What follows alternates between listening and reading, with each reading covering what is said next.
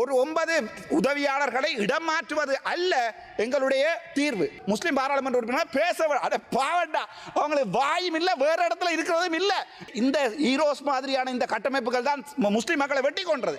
அது ஒட்டுமொத்தமாக எங்களுடைய தேசிய தலைவர் பிரபாகரன் கையில் போய் விழுந்தது. இருக்க போவதில்லை, இந்த பாராளுமன்றத்தில் நான் இருக்க போவதில்லை. ஆனால் பார்த்தா கிழக்கு மாவட்டத்தில் ஒரு வெங்காயம், எனக்கு அந்த பேர் தெரியல, ஒரு வெங்காயம் உண்டு ஈரோஸ்ல இருந்து.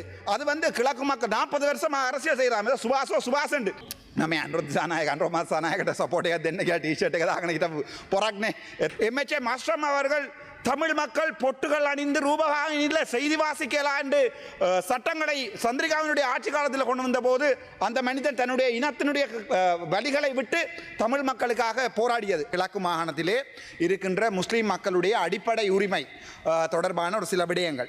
இதிலே நான் ஏற்கனவே பல தடவைகள் பல இடங்களிலே தொடர்பாக கதைத்திருக்கிறேன். ஆனால் அண்மைய தினத்தில் எங்களுடைய பாராளுமன்ற உறுப்பினர் ஆதம்பாபா அவர்கள் ஒரு வீடியோ ஒன்றை பார்த்தேன். இன்றையோட எல்லா பிரச்சனையும் முடிந்து விட்டது, ஆகவே இதை ஒரு அரசியல் ஆக்காதீர்கள். மிகவும் சந்தோஷப்பட்டார்கள், நானும் ஒருத்தன்.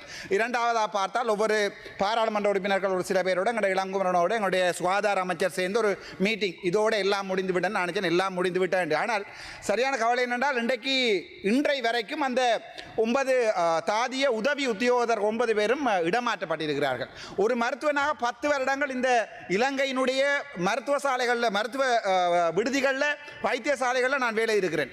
ஒரு அட்மினிஸ்ட்ரேட்டராக 2 வருடம் வேலை இருக்கிறேன். 2006ஆம் ஆண்டில் இருந்து இந்த மருத்துவத்துறையில் பேராதனை டென்டல் ஃபேக்கல்ட்டியிலிருந்து மருத்துவத்துறையில் இருந்திருக்கிறேன். ஆகவே ஒரு இனத்துக்கு என்னை பொறுத்த வரைக்கும் இதுக்கு சொல்லக்கூடிய ஒரே ஒரு வசனம், ஒரு இனத்துக்கு எதிராக நடக்கின்ற அடக்குமுறைகளை எந்த இனம் அடக்குகிறதோ அந்த இனத்திலிருந்து ஒருவன் கதைக்காவிட்டால் அந்த அடக்குமுறைகள், இனவாதங்கள் ஒரு நாளுமே இந்த நாட்டில் அழியாது.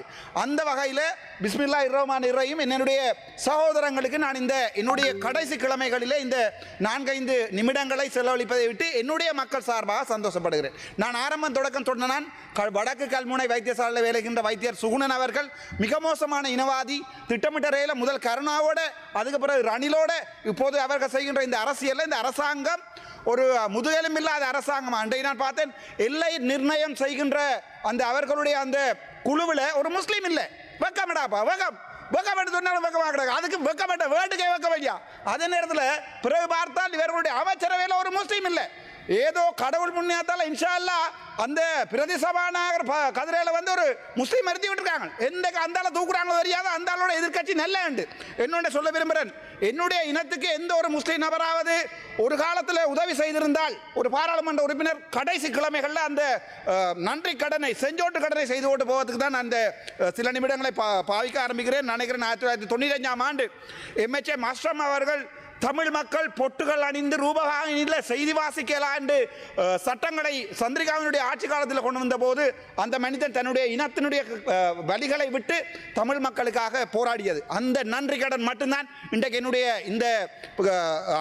பேச்சுக்கு முக்கியமான காரணம். அன்று அவர் சொன்ன அந்த ஆங்கில வார்த்தைகளை மறுபடியும் வாசிக்கிறேன். I wish to quote something from the Holy Quran. People destiny will not be changed unless the people change their destiny. சகோதர முஸ்லிம் மக்கள்கிட்ட நான் கேட்க விரும்புகிறது, என்னுடைய இனத்திலிருந்து உங்களுடைய இனத்துக்கு கல்லறியப்படுமாக இருந்தால் அந்த கற்களை எங்களுடைய இதயம் தாங்கிக் கொள்ளும். இதே நேரத்தில் நாங்கள் பாராளுமன்றத்தில் இல்லாத காலத்தில் எங்களுடைய இனம் நோக்கி உங்களுடைய முஸ்லிம் அடிப்படைவாதிகள் யாராவது எந்த இனவாத கருத்துக்களை தெரிவித்தால் அன்றைக்கு நாங்கள் எதிர்பார்க்கிறோம் உங்களுடைய பாராளுமன்ற உறுப்பினர்களை இந்த பாராளுமன்றத்திலே கதைப்பார். நான் இருக்க போவதில்லை, இந்த பாராளுமன்றத்திலே நான் இருக்க போவதில்லை. ஆனால் அன்று நான் எதிர்பார்க்கிறேன் வடக்கு மாகாண சபை வருமாக இருந்தால், இன்றைக்கு சொல்லுகிறேன், பொம்மை வழி காக்கை தீவு பிரதேசங்கள் தான் வடக்கு மாநிலத்தில் அதிமோசமாக சுகாதாரத்துறை சீரழிந்த ஒரு பிரதேசமாக இன்று வரைக்கும் இருக்கிறது. கடந்த ஆண்டுகளில் முஸ்லிம் மக்களை யாழ்ப்பாணத்தில் மீள குடியமர்த்துகிறோம் என்ற பெயர்வையில் அந்த இடத்துல போய் பாருங்க, பொம்மை வழியை போய் பாருங்க, காக்கதீவை. நான் இன்றைக்கு வடக்கு மாநில சபை எடுக்கிறோம், ஒரு தமிழ் நான் சொல்றேன், இன்றைக்கு வடக்கு மாநில சபை எடுக்கிறோம். முதலாக அபிவிருத்தி செய்வது பொம்மை வழி காக்கதீவு பகுதிகளில் மக்கள் வாழுகிற இடம். அடுத்த மலையண்டவன சரதகடி கொண்டு போய் நிற்பாங்க. ஏனென்றால் உதவித்தொகை கொடுக்கிறோம், டேஸ்போராட்ட காசு வேண்டி முஸ்லிம் மக்களுக்கு கொடுக்கிறோம். அது இல்லை, ஒரு இனம் பாதிக்கப்படுகின்ற போது அந்த எந்த இனம் படுத்துகிறதோ அந்த இனத்திலிருந்து கதைப்பதுதான் ஒரு முழுவெலும்புள்ள ஒரு மனிதனுடைய வேலை. இதை நான் இன்னும் உங்களுக்கு சொல்ல விரும்புகிறேன். இந்த விடயம் வந்து சேகுவேர் அவர்களால் எழுதப்பட்டது. தவறை தவறு என்று சொல்லாவிட்டால் நீங்கள் தான் அடிமைத்தனத்தின் மிக கீழ்த்தரமான நிலைமையில் இருக்கிறீர்கள் என்று சொல்லி சேகுவேரா சொல்லி போட்டு போயிருக்கிறார்.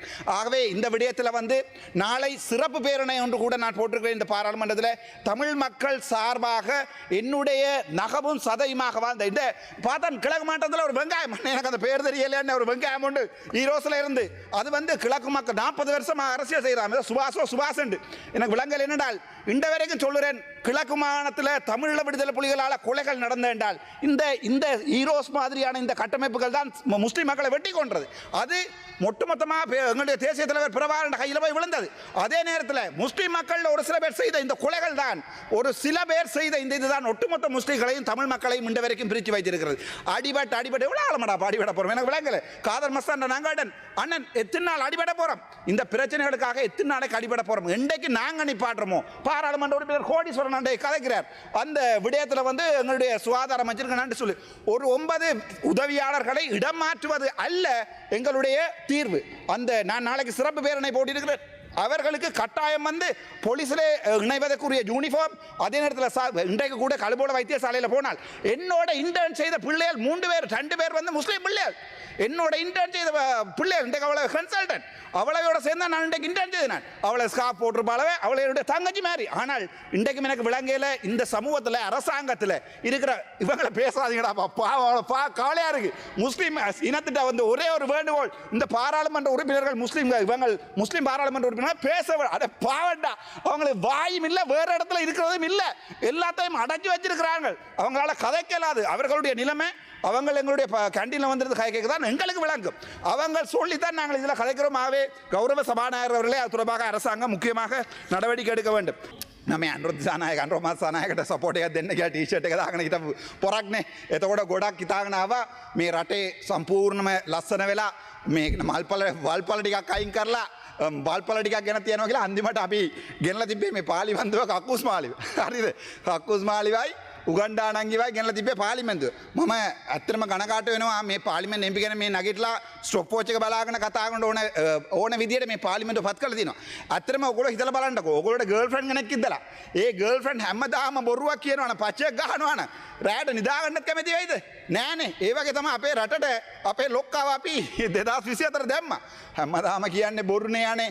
හැම එකටම කියන්නේ ඔයගොල්ලෝ කිව්වා ජාතිවාදී ආණ්ඩු නෑ, කිසි දෙයක් නෑ කියලා. දැන් ඔය වපුර පුපුරලා තියෙනවා නගිනහිර පැත්තට මේ මුස්ලිම් අර දරුවන්ගේ මේ ස්කාෆ් කෙන. ඊට පස්සේ දැක්ක මම මේ මාත්‍යවල කිල්නොච්චිවල අක්කරපණක් අල්ලගෙන තට්ටු 3ක් බිල්ඩින් හදාගෙන LTT එකක් ඇදුනා කියලා කවුරු හරි හියුමන් රයිට්ස් එකෙන් ගිහිල්ලා පොරක් ගිහිල්ලා මීඩියා ස්ටේට්මන්ට් එකක් දෙනවා. අනේ මේ අපිට කවදාවත් මං කියන්නම් මේ රට ආපහු මේ LTT ජාතිවාදී හදන්න ඕනේ නැද? මම අන්තිම දවස මට නිකන් එකක් අහන්න කැමති, කවුරු හරි ඇත්තටම JVP කාරයෝ ඉන්නවනම් කියන්න මේ ප්‍රභාකරන් රස්තවාදියා කියලා. කවුරු මේ අන්තිම දවසේ කරුණාකරලා කියන්න වාඩේ. ලැජ්ජයි.